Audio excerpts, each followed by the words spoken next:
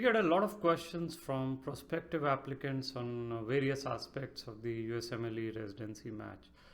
While we've had several YouTube videos, we'll try to specifically answer these questions in this series. You can always submit your questions on our Facebook page, WhatsApp, or through our website, and we'll try to get to those. And so here's how to get in touch with us.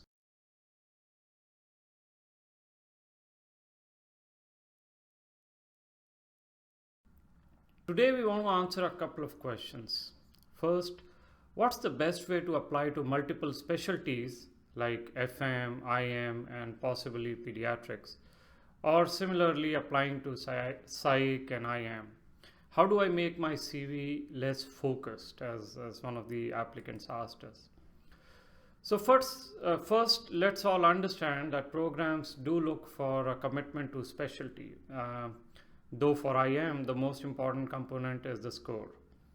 Most other specialties do want to see a focus, and this is more true if you are 2 to 3 years out of your medical school. This focus can come from externships, observerships, research, or a combination. Now, to show focus and commitment in more than one specialty, you will obviously need experiences in these multiple specialties. But even if you have experience in different specialties, some skills remain common. For example, systematic gathering of information, data assimilation, patient management. So you have to leverage and balance it in your CV and in the interviews. Likewise, for example, if you have done research in peds, you can still position it for internal medicine interviews. Knowledge of research methodologies, statistical or analytical tools, and some of the research related processes obviously remain same or similar. But understand that CV cannot be changed once submitted. So in case you plan to apply for more than one specialty, first you have to make sure that you have some experience like observerships, externships, research in the specialty you apply to. Then focus on the transferable skills to be able to use the similar experience in other specialty when you apply to. And of course, there is a fine balance. So for example, if you show 2 years of work experience or observership, externship in internal medicine and just 1 month in pediatrics, it'll become very difficult to demonstrate your commitment to peds. And of course, there are other factors like your scores. With high scores, you are more likely to get an interview invite, maybe in this case in pediatrics, even if you have less experience.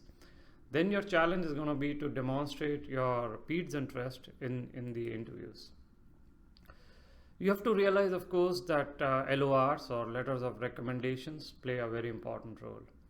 Even if you have experience in multiple specialties, say psych and IM, if you have a psych LOR, but it's not strong and exceptional, it may not help you much and you may not get psych interviews. So remember that letters of recommendations are very important.